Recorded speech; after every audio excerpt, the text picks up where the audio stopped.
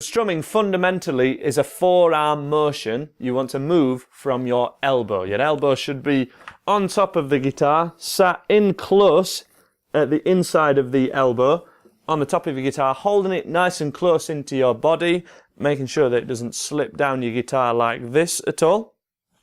And you want to make sure you're keeping your wrist as close to the guitar as possible while trying to hold it still. So if I do one single strum with this motion, you can see that I just drag the pick down each string, catching each string as evenly as possible while keeping my wrist and the rest of my hand still. I'm holding my pick between my thumb and the side of my first finger, and I've got my hand as if I'm holding an ice cream cone. Just set the pick just here.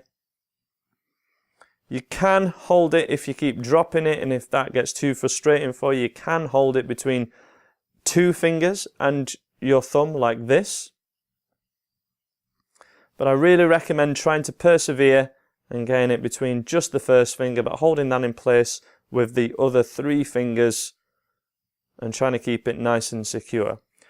You're holding your wrist still, but try not to tense any part of your body or shoulders or neck when you're strumming. Think about it like standing up straight. You want to not really tense while you're doing it, but you just have to hold yourself in place to be able to maintain that good posture, and strumming is no different. Again, I'm just using an E major chord as my example.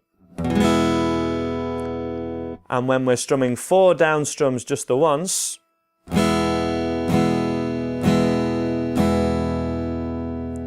you can see that the motion remains the same for every strum, and that's the important thing. That's what we're trying to get by going for this super simple strumming pattern. We're trying to get the correct hand motion to be able to take you forward and nail the trickier ones that are really going to showcase your skills.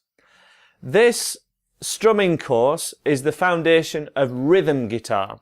So there is rhythm guitar, which is chords and strumming, which a singer could then sing over, or someone would play lead guitar over. Lead guitar being a single note melody or something else a little bit more delicate that goes over rhythm guitar.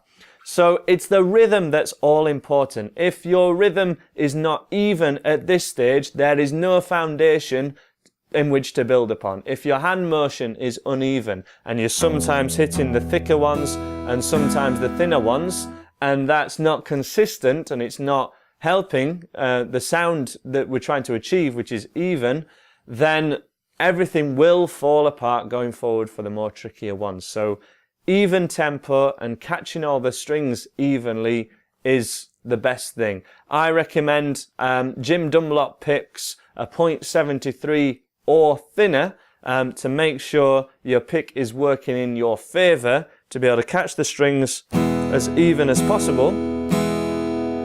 But it's the hand motion and swinging from the elbow in this sort of fashion and keeping this wrist close, so not doing this, is what's going to really help you.